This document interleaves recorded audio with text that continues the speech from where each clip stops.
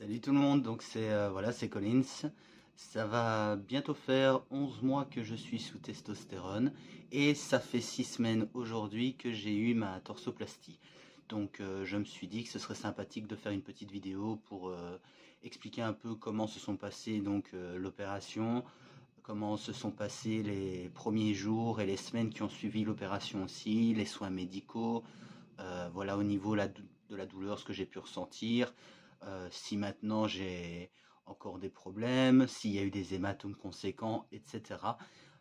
Je risque d'oublier pas mal de choses, donc si vous voulez connaître davantage de détails, n'hésitez pas à laisser un commentaire, à poser vos questions et abonnez-vous si vous voulez aussi tout simplement avoir le suivi de ma transition. Je compte faire une vidéo pour mes 1 an, donc ce sera mais un an, ce sera le 30 décembre, mais je suis pas persuadé qu'elle sortira le 30 décembre, parce que comme vous vous en doutez, le lendemain c'est le réveillon, etc. Donc ce sera probablement pour janvier.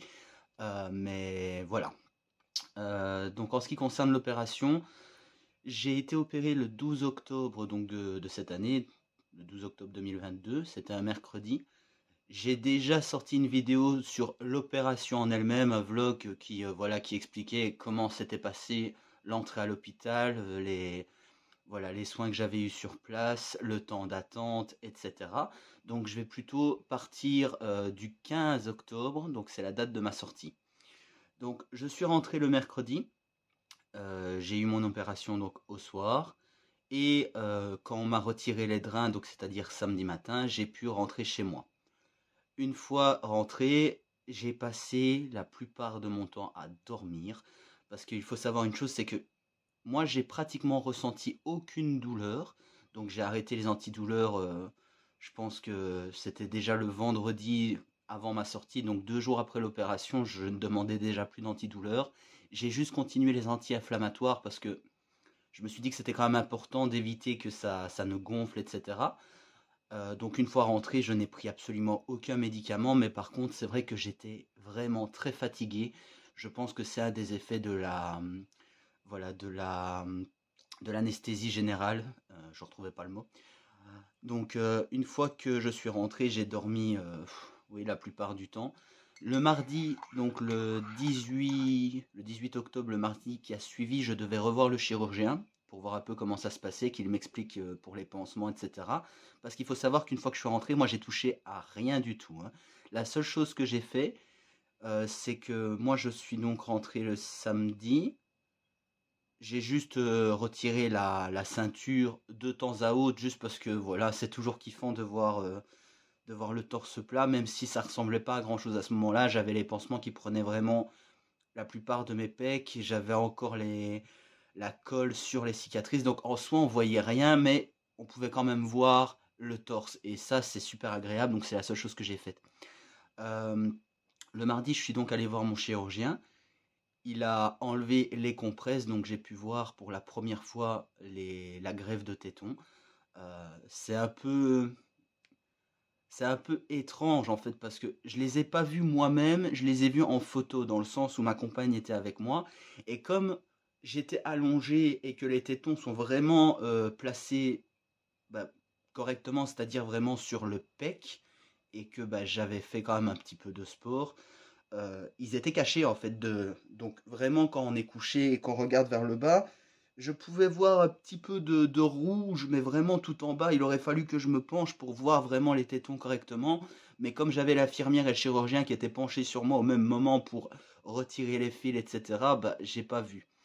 En ce qui concerne le retrait justement je ne sais plus comment ils appellent ça, c'est un pansement bien spécifique qu'ils collent sur le téton pour justement le compresser et faire en sorte que la greffe tienne. Euh, je n'ai rien ressenti. Honnêtement, quand ils ont retiré les petites agrafes, qu'ils ont enlevé les fils, etc., ça ne m'a pas tiré, ça ne m'a pas fait mal, rien du tout. Donc vraiment, ne stressez pas pour ça. Maintenant, je sais que moi, personnellement, je ne sais pas s'ils le font dans toutes les opérations, mais pour la mienne, ils ont, euh, ils ont fait une sorte d'injection dans chaque pectoral pendant que je dormais, qui anesthésiait également donc toute la zone durant 2 3 jours, si j'ai bien compris, et qui empêchait justement les douleurs d'apparaître. Donc voilà, j'ai peut-être juste de la chance pour ça, mais comme j'ai pas eu de douleur par la suite non plus, bah, j'imagine que j'ai juste eu vraiment beaucoup de chance au niveau de la guérison, et cetera. Donc une fois qu'ils ont enlevé les fils, qu'on a pu voir un peu l'état des tétons, et cetera, il m'a dit: «Voilà», parce que je suis fumeur, c'est pas bon, surtout quand il y a une opération comme celle-ci où il y a une greffe qui va avoir lieu, c'est quand même très déconseillé de fumer. Donc moi, ce que j'avais fait, c'est que j'avais arrêté de fumer 24 heures avant l'opération, donc vraiment durant 24 heures, j'avais pas fumé et je n'ai allumé ma première cigarette que le jeudi, après-midi et voilà, c'était un bien pour un mal dans le sens où c'est pas bon de fumer, mais ça m'a donné la motivation nécessaire pour lever mes fesses du lit à l'hôpital et pour sortir et le chirurgien justement qui m'a croisé ce jour-là m'avait dit: «Eh bah, c'est très bien, ça évite les phlébites, il faut marcher, il faut» donc voilà.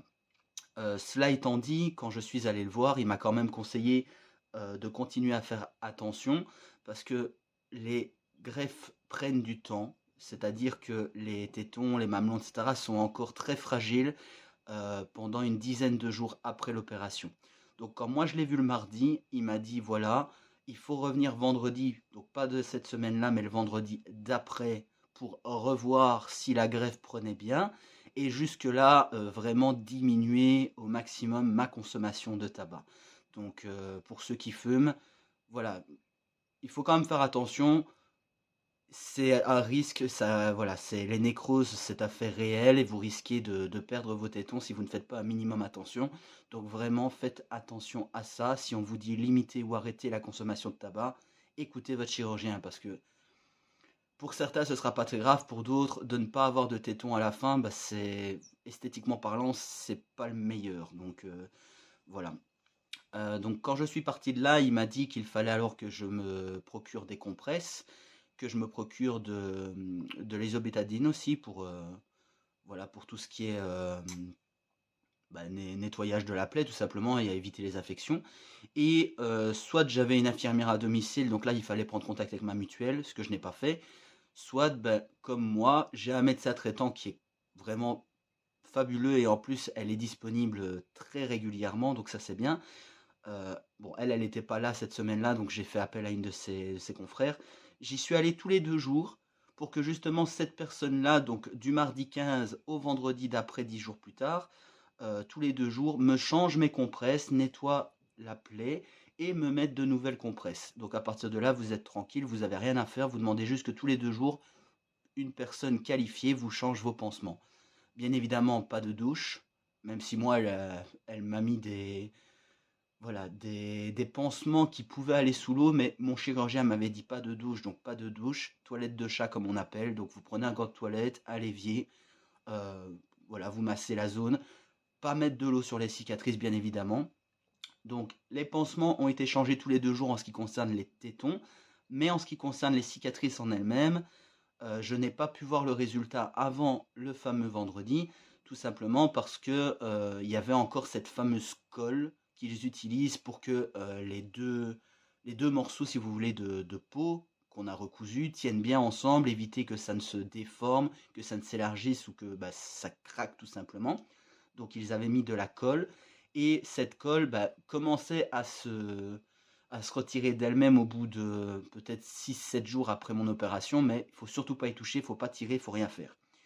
Le vendredi, quand je suis allé voir donc le deuxième chirurgien, parce qu'ils étaient deux à m'avoir opéré, lui a effectivement retiré la colle.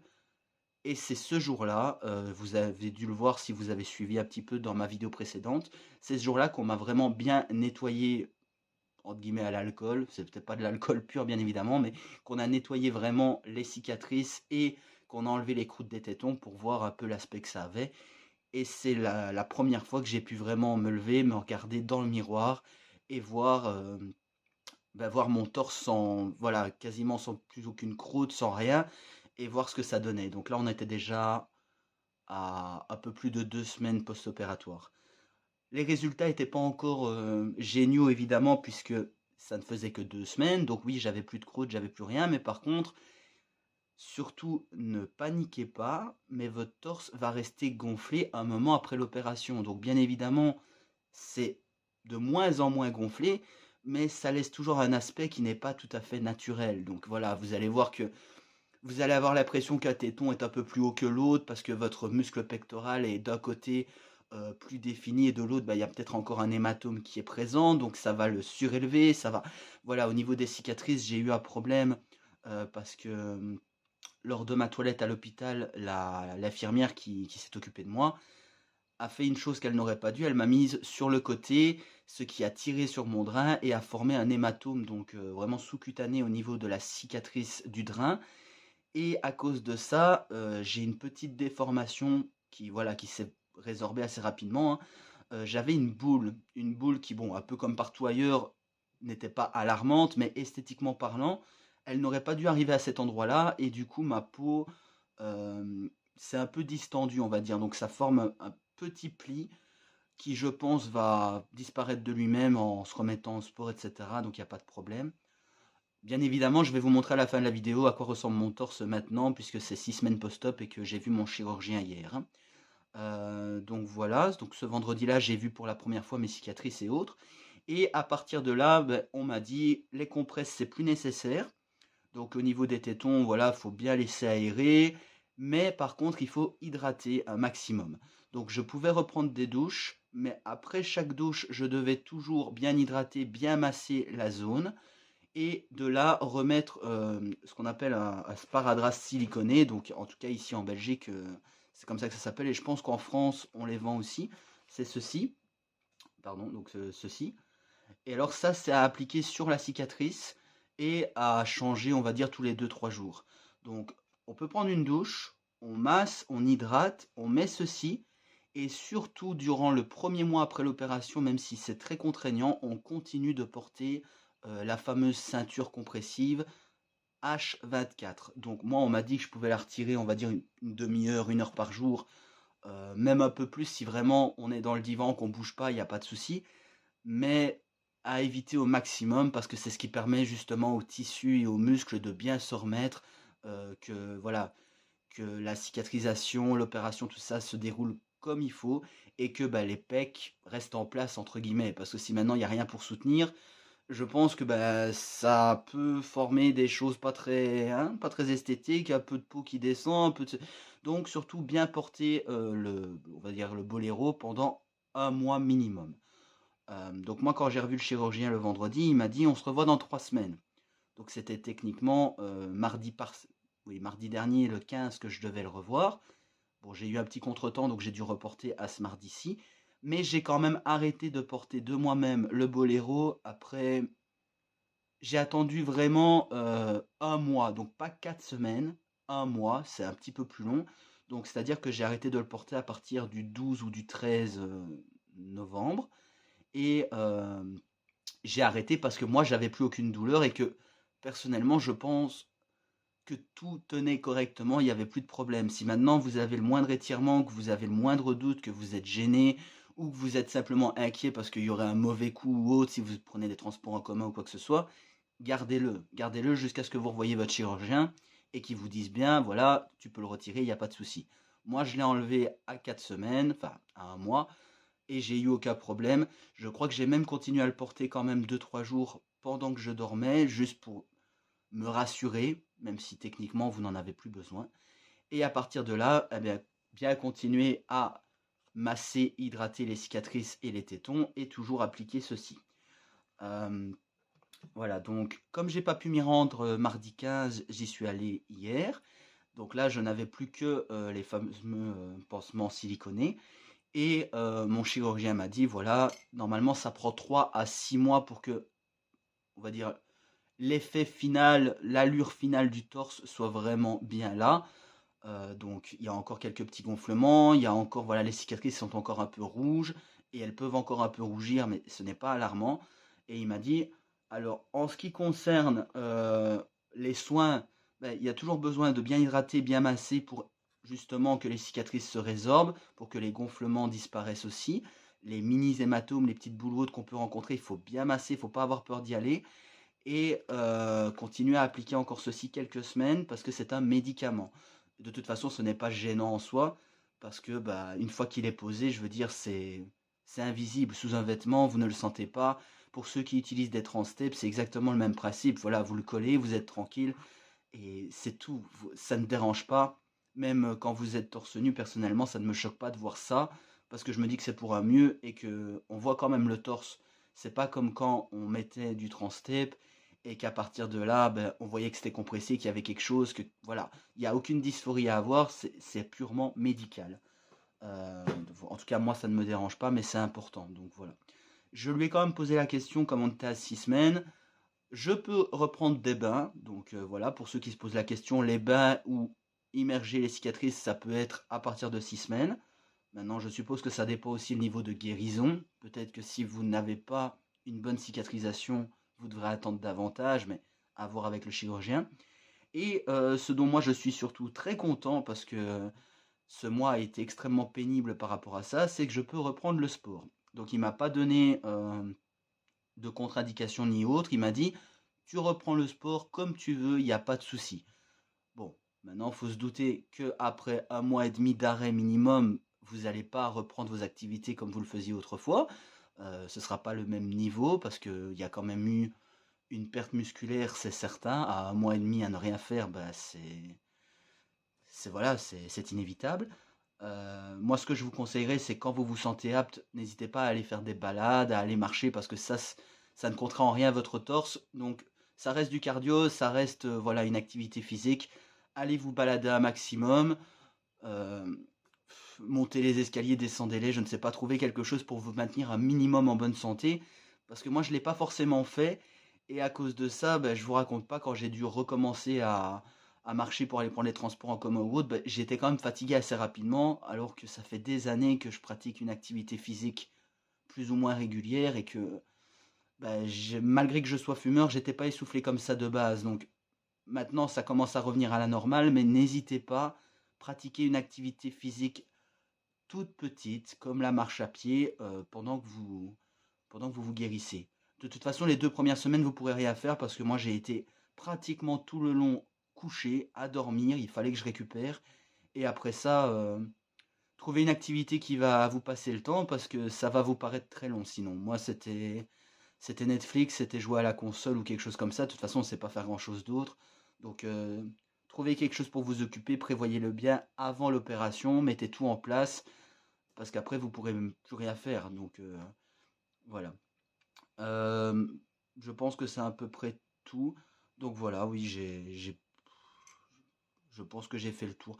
Si vous avez des questions, n'hésitez surtout pas, comme je l'ai dit, à le laisser en commentaire, à me dire si c'était intéressant pour vous. Pour ceux qui vont me dire que c'était pas intéressant, bah, je vous ai pas obligé à regarder. Donc voilà, tout ce qui est haters, transphobes et autres, vous pouvez, hein, moi ça me dérange pas, ça m'amuse. Mais franchement, gaspillez pas votre temps parce que je suis pas comme les autres, je vais pas m'amuser à vous répondre. Vous n'aurez absolument aucune attention de ma part et vous n'aurez aucune vidéo qui vous sera consacrée si vous mettez des commentaires désobligeants. Donc, ça sert à rien. Mais si ça vous fait plaisir, franchement, je le dis, hein, n'hésitez pas parce qu'en plus ça fait de la pub, ça fait des commentaires, ça fait des vues en plus et donc bah, peut-être que ça mènera la vidéo à des personnes qui seront sincèrement concernées et intéressées. Moi, ça me dérange absolument pas. Donc maintenant, ce que je vais faire, c'est que je vais couper. Enfin, vous allez pas forcément le voir, mais je vais couper. Je vais changer un peu d'angle et je vais vous montrer un peu ce que ça donne à 6 semaines post-opératoire. Et je pense que la vidéo s'arrêtera là. Comme je l'ai dit, je compte faire une vidéo pour mes 1 an sous T. Donc ceux que ça intéresse, encore une fois, j'ai déjà prévu de mettre sûrement des photos avant-après en ce qui concerne pilosité, de remettre des petits extraits de vidéos de l'évolution de ma voix. Non, je ne mettrai pas de photos d'avant ma transition, donc d'un an ou deux avant, je parle, hein, parce que bah, je vois pas l'intérêt. Pour l'instant, ça ne regarde que moi. Ceux que ça intéresse, j'ai un compte TikTok de toute façon où il y a une ou deux vidéos avec des photos de moi bien avant. Donc voilà, mais sinon pour les curiosités malsaines, j'ai pas tellement envie de le montrer. Donc ouais, je pense que j'ai fait le tour. Excusez, le cadre il est pas tip top, la vidéo n'était pas préparée, mais je profite que je sois tout seul parce que je sais pas si vous avez déjà essayé de tourner des vidéos quand vous vivez en couple, c'est pas évident parce que la personne va débarquer sans que vous vous y attendiez et recommencer à chaque fois, c'est pénible. Donc là, c'était vraiment à l'arrache, j'ai rien préparé, vous m'excuserez. Voilà. Donc me revoilà, donc on en est à peu près 6 semaines post-opératoire. Faites pas attention, je suis pas forcément dans ma meilleure forme physique parce que comme je vous dis, un mois et demi sans rien faire, c'est pas tip top. Mais voilà. Donc en ce qui concerne les cicatrices, bah, comme on peut le voir, elles se sont quand même bien résorbées. On voit encore qu'il y a des légers gonflements, mais franchement, ça va. Ça a déjà plus l'allure de, voilà, d'un torse normal. Les tétons, pareil, ils commencent à avoir une couleur plus proche, voilà, de ma peau qu'avant. Parce qu'il faut savoir que quand on retire les compresses, ils sont d'un rose, mais pâle. Je veux dire, c'est c'est rose poudreux, comme ça n'a plus aucun rapport avec la peau initiale. Parce que je sais pas si vous le savez, normalement la couleur des tétons est 2 fois plus sombre que la couleur de vos lèvres. Donc techniquement, moi, je suis pas censé avoir des tétons roses poudreux, on va dire. Mais bon, donc voilà ce que ça donne. Ici, on peut voir que bah, c'est un peu plus défini, mais par contre, il y a encore de légers gonflements au niveau de la cicatrice. Par contre, ici, il est un peu moins tracé, on va dire, tout simplement parce que c'est ici justement que j'ai eu la fameuse boboule. Et voilà, si maintenant je compresse un peu, vous voyez que là, bah, c'est proche donc du muscle dorsal, ça adhère bien à la peau, mais ici ça forme bah, justement le fameux pli. Et comme vous le voyez, bah, comme c'est pas tendu comme il le faudrait, bah, c'est esthétiquement parlant, on voit qu'il y a comme un creux ici. Mais voilà, ça va. Si maintenant je fais ça, bah, ça se voit moins parce que c'est étiré. Donc je me dis qu'avec le sport, ça va se remettre correctement, il n'y a pas de problème. J'ai pas encore mis le sparadrap siliconé. Comme vous le voyez, c'est un peu. Enfin, je sais pas si vous allez le voir, mais c'est un peu huileux parce que je viens justement de mettre la crème. Et donc j'attends que ça sèche un peu parce que vous allez très vite découvrir, ceux qui vont faire l'opération, que si vous essayez de mettre le fameux sparadrap sur la cicatrice alors qu'elle est encore un peu humide, un peu huilée, on va dire, ça colle pas. Ça colle pas. Moi, j'en ai déjà jeté deux, trois à cause de ça parce que j'essayais de le mettre alors que bah, ça n'adhérait pas. Du coup, bah, ça se redécollait. C'est comme si vous mettiez maintenant des tapes après le sport ou voilà que ça ne colle pas, donc ça sert à rien. Donc moi, j'attends que ça sèche un petit peu. Là, je vais remettre mon pull parce qu'il fait super froid. Euh, et alors, une fois que c'est sec, on met le petit tape. Enfin, moi, j'appelle ça un tape parce que c'est exactement pareil que quand je mettais des trans-tapes. Et, euh, et voilà. Et après, bah, ça colle et on est parti pour la journée. Euh, je pense aussi que, comme maintenant je vais me remettre au sport, je ne sais pas du tout si ça vous intéresse, hein, je vais me remettre au sport parce que mon but final, c'est, je pense que c'est un peu le rêve de tous les, enfin, peut-être pas tous, mais de la plupart. J'aimerais vraiment avoir un beau physique avec les tablettes, etc. Pour l'instant, bah, c'est pas encore ça. Donc je vais me remettre au sport correctement, surtout maintenant que je peux réellement voir les résultats, ben, il n'y a rien à faire. Je pense que c'est une motivation supplémentaire. Donc si ça vous intéresse, je pourrais éventuellement aussi filmer mes séances ou faire enfin, des vidéos d'évolution physique. Ou voilà. Si ça vous intéresse pas, je ne vais pas m'amuser à le faire. Si ça vous intéresse, ben, pourquoi pas. Euh, donc voilà. C'est tout pour moi et je vous souhaite de passer une très bonne journée.